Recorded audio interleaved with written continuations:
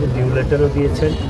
আমরা জেলা পরিষদ থেকে চেষ্টা করছি, আমাদের এমপি সাহেবও চেষ্টা করছেন, আমরা জেলা পরিষদ থেকে ছোট করে যাতে খুব তাড়াতাড়ি এই কাজটা করা যায়, যেহেতু মসজিদের ইয়ের মধ্যে আমরা ঘোষণাও করেছিলাম যে আমরা খুব তাড়াতাড়ি করব, এই কাজটা আমরা একটা বাজেট থেকে এনে আমরা খুব দ্রুত সেই কাজটা করে আজকে এই গেটটার উদ্বোধন আমরা করতে যাচ্ছি।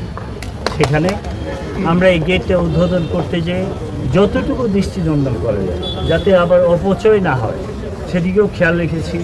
সবচেয়ে আমাদের ইঞ্জিনিয়ার সাহেব এটাকে বারবার, উনি শুধু না, এটার সাথে ঢাকার সাথে আর্কিটেক্ট ছিল আমাদের সেলিমবাবু, আজকে এসেছেন, আরও ইঞ্জিনিয়ার ছিল, ইঞ্জিনিয়ার ওই কাইয়ুম সাহেব ছিল, আর আমাদের ইঞ্জিনিয়ার সাহেব সহ ওনারা সহ আমরা এটাকে বিস্তারিত দেখেছি যাতে কস্টিং মিনিমাইজ করে কীভাবে এটাকে দৃষ্টিনন্দন করা যায়, এই কাজটাই আজকে আমরা উদ্বোধন করতে যাচ্ছি। এটাতে কস্টিংয়ের জন্যে আপাতত আমরা 10 লক্ষ টাকা বরাদ্দ করেছি, এটা আরও অনেক টাকা যাইতে থাকবে। আসলে এটা কাজ করার উপরে ডিপেন্ড করবে কস্টিংটা কতটুকু যাইতে পারে। আমরা ধাপে ধাপে সেই বিষয়টা আপনাদেরকে জানাবো।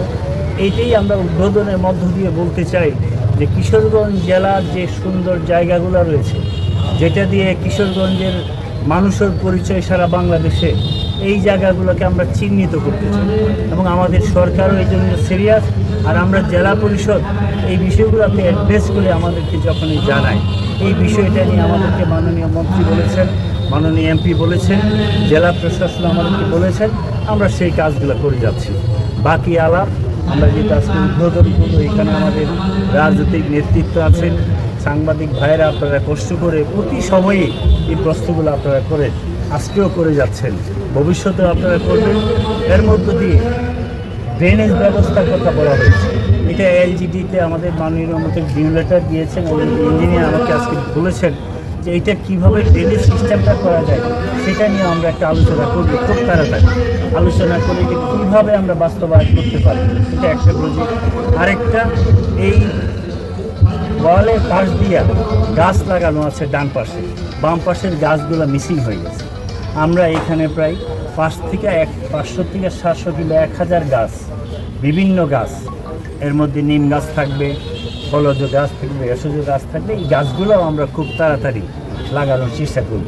আর আমরা উদ্বোধন করতেছি এই জন্য একটু আগে, যেহেতু সামনে একটা ঈদ আছে, ঈদের আগে আমরা একটা বিষয় মানুষের চোখে আনতে চাই যে আমরা রাজনীতিবিদরা শুধু আশ্বাস দিয়েই যায় না, আমরা আসলে মানুষের জন্য কল্যাণ করতে চাই, মানুষের কাজেও আসতে চাই। এই জন্যে আমার কাছে মনে হয় যে আপনারা যে এতদিন কষ্ট করেছেন, আস্তে আস্তে এই শোলাকিয়ার মাঠ সারা জাতির কাছে, সারা বাংলাদেশের কাছে দৃষ্টিনন্দন থাকবে। এবং এটা নিয়ে ঢাকায় গেলে আমাদের প্রধানমন্ত্রী আমাদেরকে প্রশ্ন করে যে এটার কী অবস্থা। আসলে সবাইকে দাওয়াত দিয়ে আসলে পরে একটু হতাশ হয়ে ফিরে যায়।